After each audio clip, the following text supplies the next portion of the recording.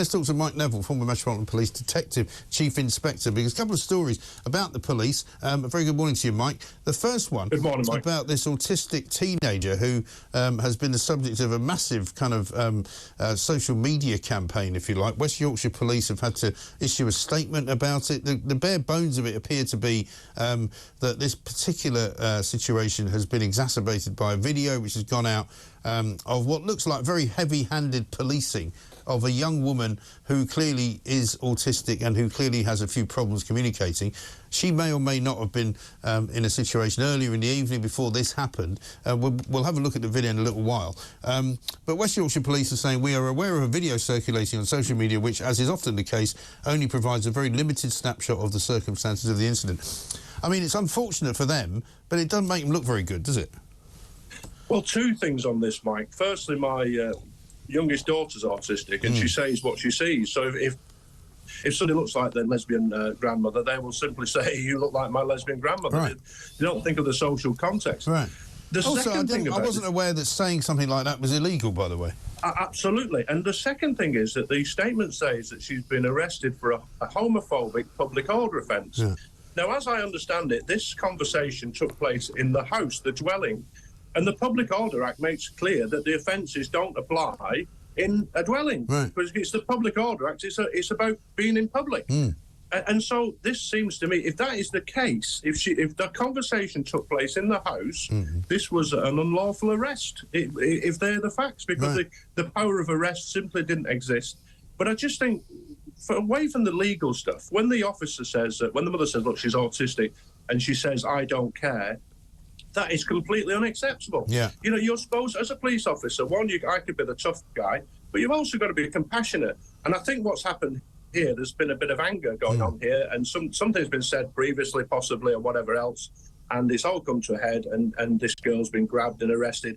And I'm afraid it looks like she shouldn't have been arrested at all, because, as I've said, that it is not an offence. Yeah. If me and you are in my house and we have a row, that is not a public order matter, because we're not in public. Right, exactly. And if, for example, some police officer has been offended or has been in some way maligned and has been physically kind of attacked verbally rather than physically, unfortunately, you know, that's just part of the job, you know, and the police should be trained, should they not, to be maybe more tolerant than your average citizen, because they are going to be sworn at, they are going to be called names, they might be ridiculed. You know, surely they have to be better at reacting to that. Well, absolutely, and that is what the courts take into account. So what the courts will say is that a police officer can't be the person offended by rude language and the like, because, of course, as a police officer, you get used to this. You know, my other half is a nurse, and she gets abused regularly when she, by drug addicts and whatever else. You call her all sorts of wicked names. But as a public sector servant, you just sort of get used to it and get on with it. And the remark made, you look like my lesbian nana or whatever, is hardly offensive at all. It's just a statement of fact from a kid who's got autism. Exactly right. Well, let's have a look. We've got the video here. I think the first start of it is silent, but some viewers may find the video a little bit disturbing. This is the police apparently arriving at the house of the woman, the young woman who basically supposedly was arrested, I think, or at least was detained for being drunk in the city centre, which is the only kind of fact that we've really got. The police say they received a call. It was after midnight. What we can see is one of the police officers there getting pretty worked up. She's the one that says she doesn't care that the young woman, who we're not showing because she is under the age of 16, they don't seem to want to be talked out of it, do they? No, they don't. And I think what the public will ask is, when you saw the initial video, there were 7 police officers there. Now, the detection rate for burglary in West Yorkshire and the rest of the country is something like 5%. Right. You know, 95 out of 100 crimes go unsolved. 99 out of 100 thefts go unsolved. And so, it's right that the police looked after this girl and she was found drunk and did a good thing and took her home rather than taking her to the cells or whatever. That's good, sensible, practical policing. But also, it's turned into an absolute ridiculous situation where you've got 7 officers to arrest seemingly a 15 or 16-year-old girl, and the public will ask, why aren't they employed on better things? There was all sorts of... I looked at rape, for example, stranger rape. when both parties are not known to each other, only 6% in London solve. It's quite incredible. This is what officers should be working on, not arresting some girl who can't help what comes out of her mouth. Right. And as you say, looking at the scene there, and it's inside the house, and as they say in their statement, officers returned to the address and heard comments which were suspiciously homophobic and possibly against public order. As you say, none of that could be true. And at the end of the day, people will look at that picture and say, well, how do you get that many police officers round to your house? I mean, how does it work? Well, that's right. I mean, just you get your house burgled or get robbed tomorrow, or your wife gets indecently assaulted.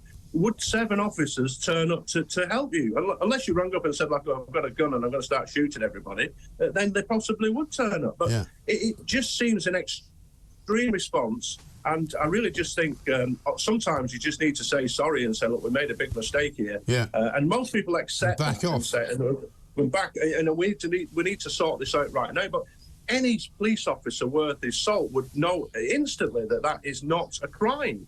And so why mess around even more? Because all you do is dig the hole deeper. And Mike, the tragedy is that the police rely on public support. I used to be told, who was dealing drugs, who had a gun, who did this. But people don't tell you those things unless they trust you. Right. And public trust in the police is ebbing away as the public see this. It's almost like the police are not on the public side, and it's really distressing for me, because I was absolutely proud to be a Scotland Yard detective. And when you see what's happening now, you just think, what in God's name is that an officer could be offended by that? But you got to imagine, it's a whole cultural thing. The whole police has been wokeified, you might say, and promotions depend on not how many criminals you catch, but how woke you are. Well, I mean, yesterday we were hearing that Sir Mark Rowley was saying that he was frustrated because there's about 200 police officers in the Met, some of whom are under suspension, who are basically, in his words, bad apples, but they can't be fired. So he's asking for more information and more powers so that he can get rid of these rogue cops in less than sort of 10 years. Meanwhile, this morning, Surrey and Sussex Police have issued a guideline to their officers who say that if they question a colleague's gender, they might be fired. Well, in the Met, you had the case of an officer who had 2 warrant cards. Yeah. One day they could turn up male and the other day female. So how can you not question that? And how can you think, who can these people search? Do we send this person... If you're male today and female tomorrow, do you really want to go and see that child abuse victim who's autistic and 7 years old, who really doesn't understand what's going on here? So what do you find? I think Harry Miller's made this point in one of the articles, who's the ex-Hull policeman who took the police to court for this non-hate crime incident business. And he makes a point about being down a rainbow rabbit hole. Right. And what you've got is the inside of the police, they're obsessed with woke. So when Sussex and Surrey released that statement, they would have thought, the public will be really impressed with us that we're doing this. What they don't seem to get is the public would be far more impressed if Surrey Police caught more than 4 out of 100 burglars. But they are stuck in a world where it's internalised. So they all think the same. If you look at the chief constables, they all think the same. When I joined the police, there was half of the senior officers are ex-army. Another half possibly ex-university graduates. Now they're entirely dominated by ex-university graduates who have a sort of liberal left view of the world. And what happens though, they talk about diversity, but there's absolutely no diversity of thoughts. Every single one of them will have the same, guardian-centred view. And as I say, they would have put that statement out thinking that the public will be impressed, and they just don't get it. They don't get that the public want the police to deal with burglary, robbery, theft. They don't care about officers being, bisexual, homosexual, gay, black, white, Asian. Just do the job. Male or female. They just want people to come along who are professional, who can do their job and catch the criminals who have hurt them in some way. Exactly right. Listen, Mike, sorry to run late with you there. We've got not enough time to talk about all the problems in the police, but there we are. Mike Neville, former Metropolitan Police Detective Chief Inspector.